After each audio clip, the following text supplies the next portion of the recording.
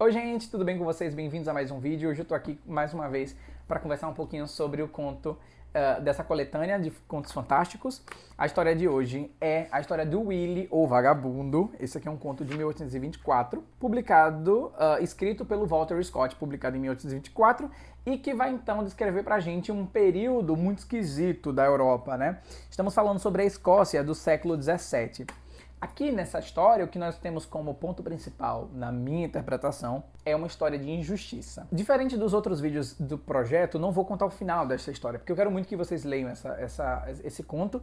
E para mim, assim, o que ficou mais de evidente é que essa história merece atenção. Qual é o enredo? Nós vamos acompanhar, então, o narrador, que é então o neto do Stephen. O Stephen viveu há muito tempo, há muitos anos, numa região onde era então liderada, governada, enfim, por um lord. O lord se chamava Robert Red Glauntert. Era um lord descrito como muito não piedoso. Ele era muito violento, chegava a ser sádico em alguns momentos. Ele é descrito pelo narrador como: Sir Robert era odiado e temido em toda a região. Os homens acreditavam que ele tinha um pacto com o próprio demônio, e que ele era a prova de aço, e que as balas se derretiam na sua armadura como pedras de gelo no fogo, e que ele tinha uma égua capaz de virar lebre lá pelos lados de Carrifa, e outras coisas do mesmo tipo, que contarei mais adiante. Então nós acompanhamos esse narrador que está observando essa história de longe, mas a gente sabe que é o neto do Stephen anos depois,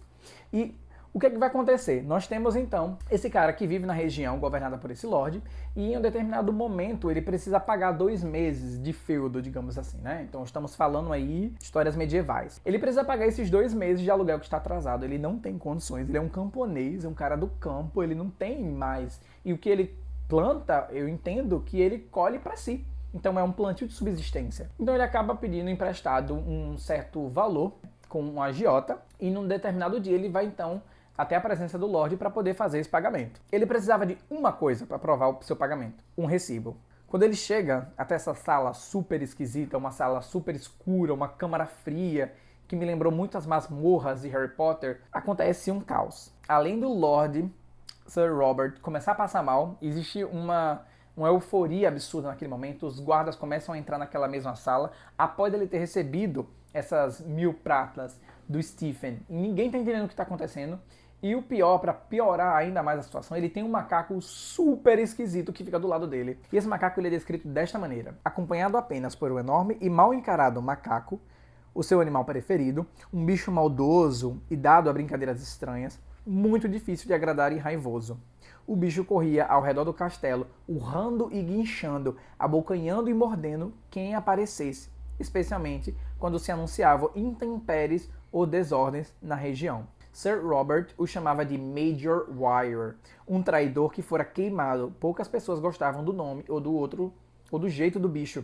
Pensavam que havia nele alguma coisa de anormal, né, nesse caso.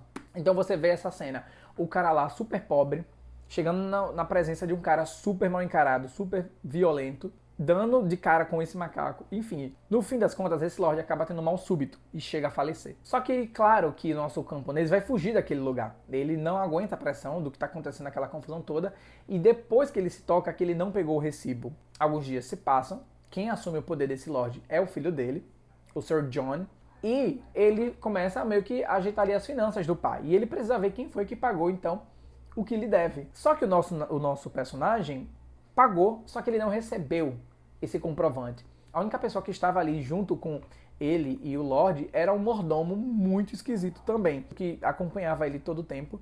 Inclusive foi o responsável por fazer o funeral desse Lorde, só que ele também acaba falecendo. Então como é que esse camponês vai provar para o filho do Lorde que pagou, primeiramente, não tem o recibo de comprovante, e a única pessoa que viu esse pagamento sendo realizado também morreu? A partir dessa indagação, que é feita através de uma certa comissão, né? Então várias pessoas que moram nesses feudos ao redor do castelo vão também pagar. O que ele faz é fugir dali. O camponês ele foge do castelo quando ele é interceptado pelo próprio filho do Lorde. Ele coloca esse camponês na parede falando: é muito estranho que a única pessoa, né, as únicas pessoas que viram, teoricamente, o seu pagamento ambas estão mortas. E é a partir desse momento que o conto tem uma virada, e aí entra o lado fantástico da coisa. Porque nesse momento em que o nosso personagem ele vai fugir para a floresta, ele pega um cavalo que ele encontra ali próximo, toma, né, algumas aí ao longo do caminho, e ele acaba sendo interceptado por uma outra figura. Essa figura, na minha interpretação pessoal, ela seria então um santo.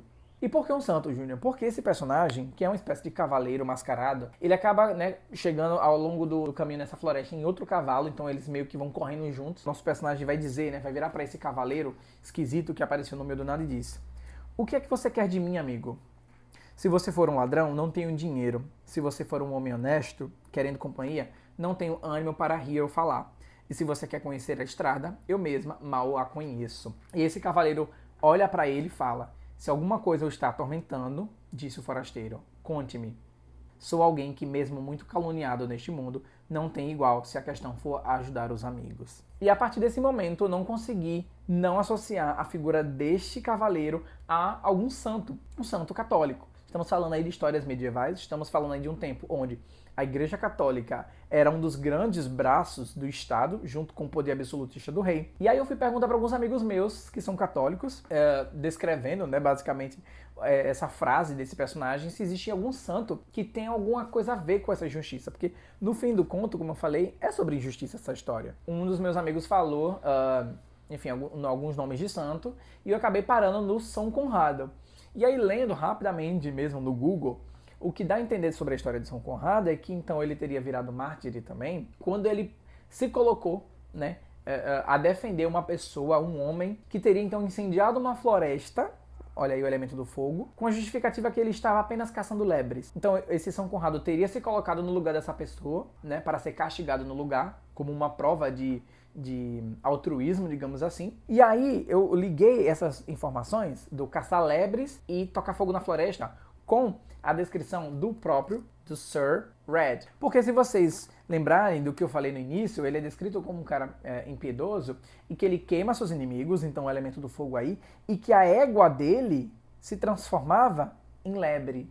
Então, automaticamente, claro que nesse caso da história, quem seria a representação, né, dessa figura do santo não seria o Lorde que morreu, mas sim esse outro cavaleiro. Bom, eu não vou dizer como, mas o nosso personagem, o Stephen, vai acabar então cedendo à ajuda. Ele acaba desabafando, contando toda a situação dele para esse cavaleiro desconhecido. Isso enquanto eles estão correndo a cavalo na floresta. E aonde o nosso personagem vai parar é o que vai definir todo o final da história. Mas ele acaba conseguindo ali ter um contato com o rei que faleceu. Mas como é que ele prova isso para o próprio filho do rei, que o seu pai, de algum modo, o entregou o recibo? Esse conto, ele é sensacional. Não é um conto aterrorizante, mas ele é um conto que vai mexer um pouquinho com o leitor. Porque você não sabe exatamente se o nosso personagem ele está delirando devido às bebedeiras que ele teve ao longo do caminho naquela fuga do castelo. Se a floresta tem algo de místico, se ele foi direcionado por alguma coisa a mais.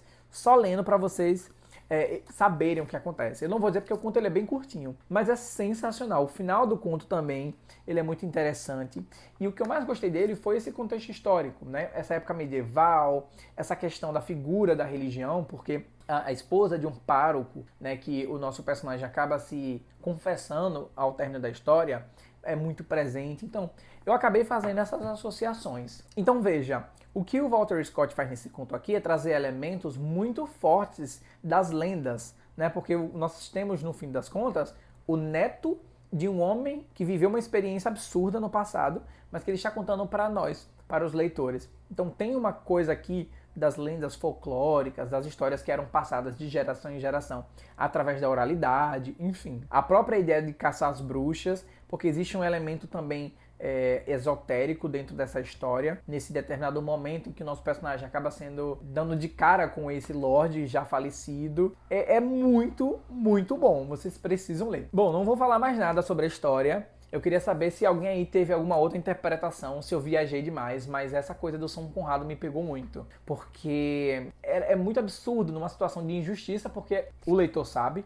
o personagem sabe que ele pagou as 1000 pratas ao Lorde. Mas como é que você prova isso? Bom, se você gostou dessa história, me conta aqui embaixo. Se você tem alguma outra recomendação de conto, me deixa aqui também. Se você gostou do vídeo, não se esquece de se inscrever aqui no canal. E se você quer conferir os outros vídeos da playlist, eu vou deixar o link aqui embaixo. Confiram todos e eu te convido a conhecer também um pouco do meu trabalho aqui no YouTube.